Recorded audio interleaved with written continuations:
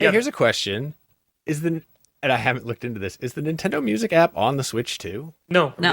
it's not. It's on your phone. Yep, it's just on smart Yeah, I know it's on devices. your phone, but I'm like, that's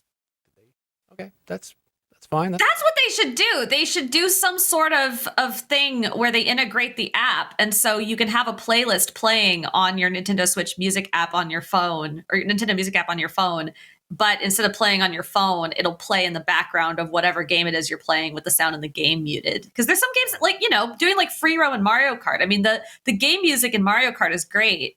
But I don't know, sometimes you just want to have some other stuff on, right? Yeah, that's a cool idea. And they need a desktop app too. And even something like Smash Ultimate had the feature where you could play its sound library, but put the console in sleep mode and like throw it in a bag like a giant MP3 player. So that is a thing they've done in the past. So yeah, that'd be Mr. cool. Bowser, you heard us. Yeah, make it Let's happen. get going. Yeah.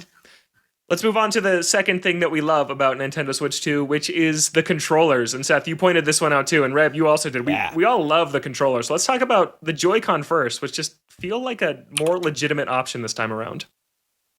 Yeah. I mean, I've got them right here. They're not doing that thing that they did on the rails where they squeak like a skeleton in Oblivion. The way that they release just feels so satisfying. The way that they connect feels so satisfying, and everything about them feels a little more premium than and I know that they're using the same technology that they did before. They didn't go Hall effect on these, so people are worried about drift, which I think is a genuine concern, but also, I mean, these are much better. They're much improved, and I'm hoping that improvement somehow uses its magical powers to scare away the demons of drift. Oh my gosh. Yeah. I have held a Switch 1 a couple of times since the Switch 2 came out, and it's just feels so tiny now, and like the Joy-Con feel like such toys and like these just rickety things with the tic-tac buttons on top. Like, I can't believe, because I used to play with the Joy-Con all the time, and now that I've had the Switch 2 Joy-Con for a month, I'm like, I can't believe I played with these for 8 years. Like, it's crazy to me because the Switch 2 ones are just so much better. What do you think, Reb?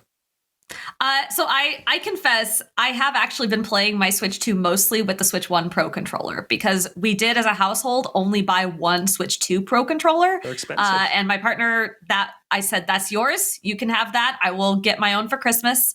And I've just been using my old one.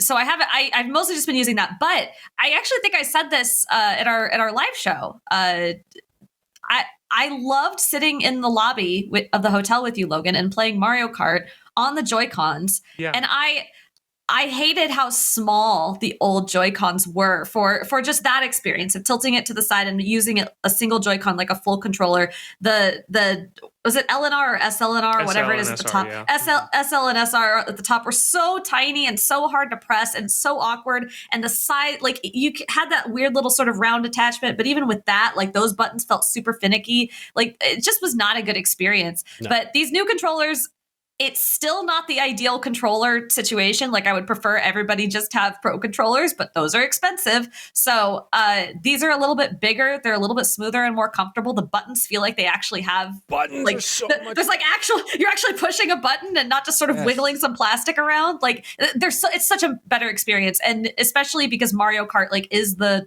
sort of hallmark game. I think a lot of people are, at the very beginning here at least, going to be sharing just Joy-Cons around the table to play that, even if you're playing at home, because you need more controllers for that game. And so it's such a better experience. I did get to use the mouse controls a little bit. It's not really spoilers. The game's been out for a few weeks. It's a bonus plot irrelevant boss, but Deltarune has a secret boss fight that in the Switch 2 version has unique mechanics that are different from every other version that use the mouse controls. And I found those extremely difficult to use until I put down like a nice smooth book and use that as basically like a mouse pad. Yeah. But then once I got that going, I think maybe the fight itself was just really well designed to make use of them. But it was such a really fun like bonus activity. I thought, okay, well, I don't know that I'm going to be playing the Switch like this often, but the fact that this functionality is in there and capable of doing some really fun and unique stuff, like, I'm glad this exists. Yeah, and let me once again mention Game Builder Garage, which I have tried out on the Heck yeah. Supports the mouse, which makes things a lot easier to like drag and drop things. Imagine that. Yeah, I did not have to get a smooth book. I was able to just use the couch cushion next to me and work it like that. And mine have like a little embroidered pattern on it. It doesn't work. Oh, okay. Yeah.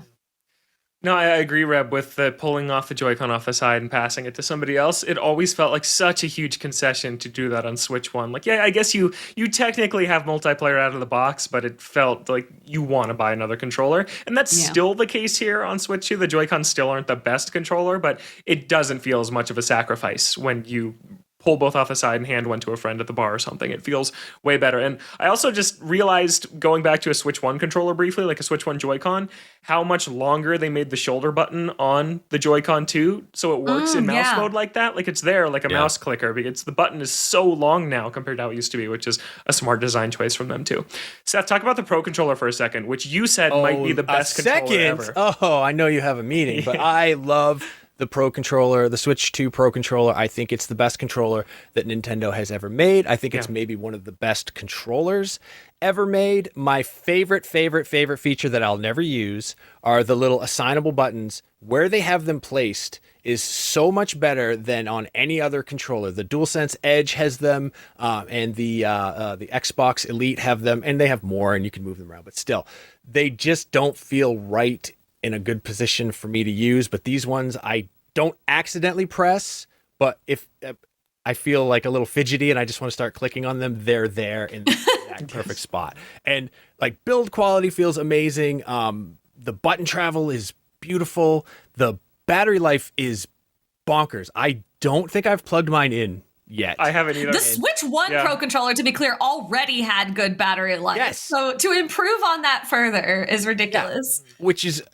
absolutely crazy. I love the Switch Pro Controller, and mine is so beat up now because it's such a warhorse, and it's still going. Like, that's what my wife uses when we play Mario Kart. But the Switch 2 controller is, the D-pad feels good. I haven't tested it out. There are some like NES games where a lot of times the modern D-pad, you'll try to go to like a left or right, but it'll register as a down at the same time, which can kind of really screw you over. So in spite of the fact that I have about 800 retro games on I haven't really tried it out yet. But yeah, beautiful, wonderful controller. Little pricey, sure.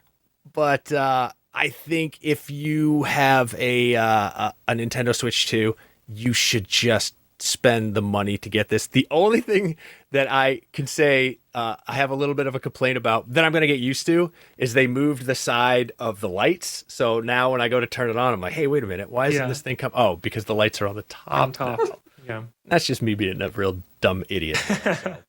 But yeah, otherwise, phenomenal controller. And I really think it's the best controller Nintendo's ever made. No, I 100% agree. For me, for the last 20 years, the GameCube controller has still been my number one Nintendo controller. Like, the Switch 1 Pro controller got close, but its D-pad wasn't good, and the buttons just didn't feel quite as satisfying. But the Switch 2 Pro controller improved every issue with the Switch 1 Pro controller. Even the ZL and ZR have the nice little kind of edge on them to kind of hold your fingers in place on the back of the trigger, which is really nice. I agree, the GL and GR buttons are super nice, and for something like Street Fighter, essential to map some of your combos to those buttons. Really, really cool there. And then there's a headphone jack, which is great. The Switch 1 just did not have that on its Pro controller. And finally, there's a headphone jack on a Nintendo Pro controller, which is just great.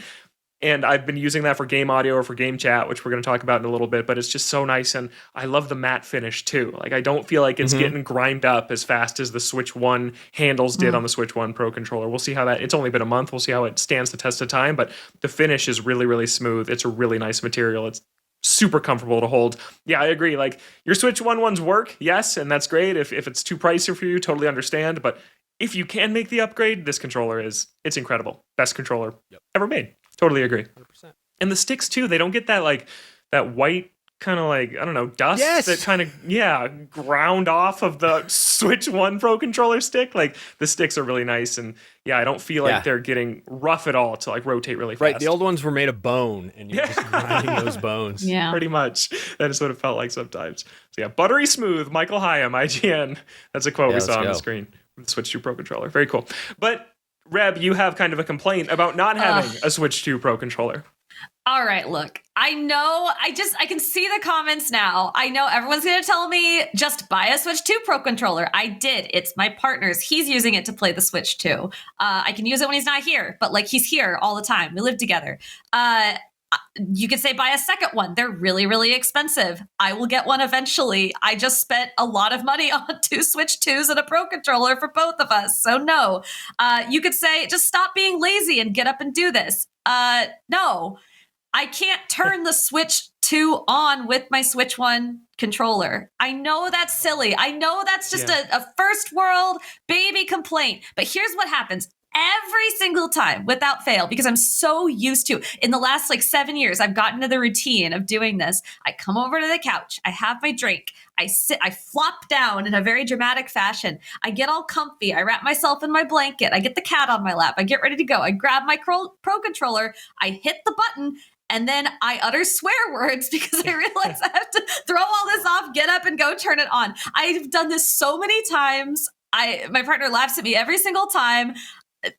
Get a better brain, Reb. Remember to do this before you sit down. I'm trying. I know it's a really silly complaint, but I just wish they'd let us do this. Just let us turn it on with the Switch 1 controllers, please.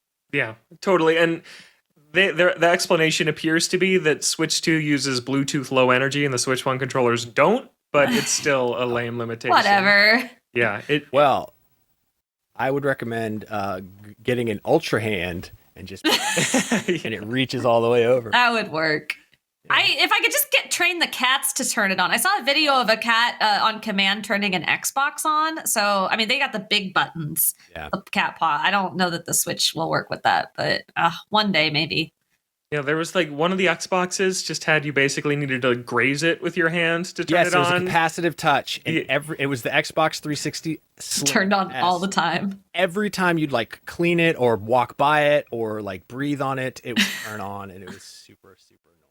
Otherwise, I really loved the Xbox 360S, but that was very stupid and annoying. Yeah, I was going to say whenever our cats walked by it growing up, they would turn it on just because their tail would, Yeah, it's kind of a funny one. Get great games every month with Humble Choice. Every month, you get a hand-picked mix of awesome PC games, and this month's lineup is stacked with Warhammer 40k Boltgun, Legacy of Kain Soul Reaver 1 and 2, Nobody Wants to Die, Dungeons of Hinterberg, and Chia. Plus, your Humble Choice membership gets you up to 20% off in the Humble store, including big new releases, and 5% of your membership goes to charity every month, all just for $11.99. New subscribers can use code JUNE25 to get 1 month for just $7. So if you love discovering great games and doing a little good while you're at it, check out Humble Choice today.